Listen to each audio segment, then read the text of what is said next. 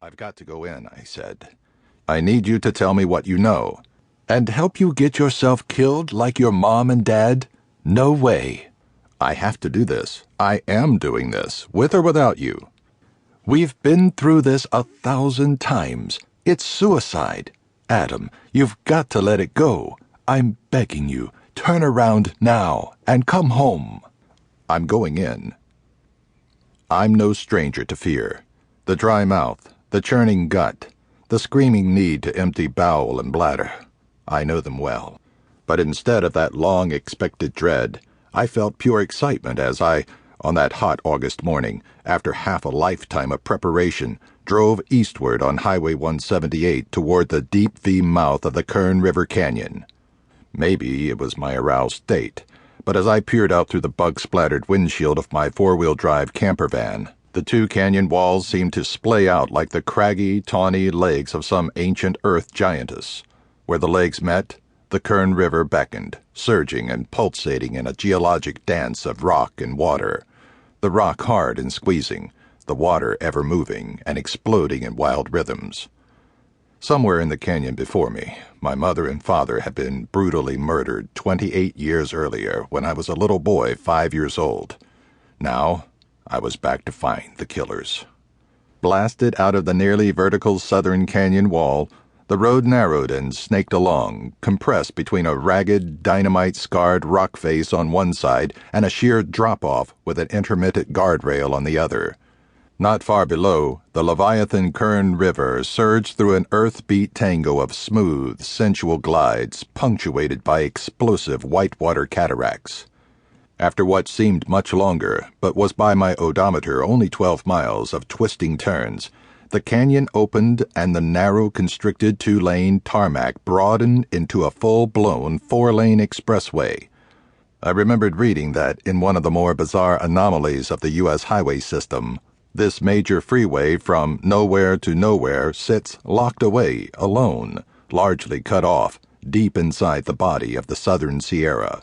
I noticed, with pleasure, that the builders had taken care to blend this civil engineering marvel into the natural slope.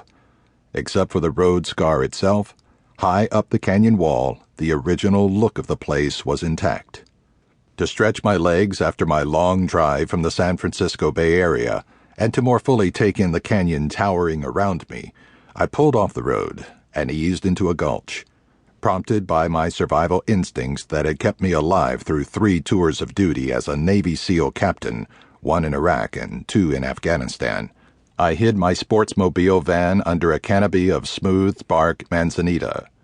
Grabbing my binoculars, I locked the doors and started walking along the edge of the mountain freeway, and then onto a rocky promontory jutting over the river. In the brilliant mountain light, I gazed at the undulating river far below, the tree-dotted, boulder-strewn slopes, the majestic Greenhorn Mountains to the north, technically considered the southern end of the Sierra Nevada, and the Paiute Mountains to the south. The silence was absolute, as through my binoculars I studied the cathedral-like canyon.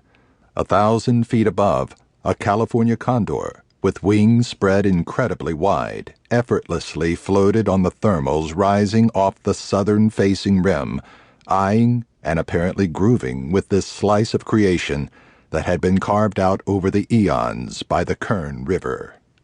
Sounds of screeching and crashing ripped me from my reverie, louder and louder, splitting the air, metal resounding on metal mixed with a cacophony of imploding plastic and shattering glass. I spun to see a black Humvee repeatedly sideswipe and rear-end a white Prius, obviously trying to run it off the cliff. The Prius dodged this way and that, but despite the efforts of its driver, it could not outrun or outmaneuver the much bigger, more powerful Jeep on steroids.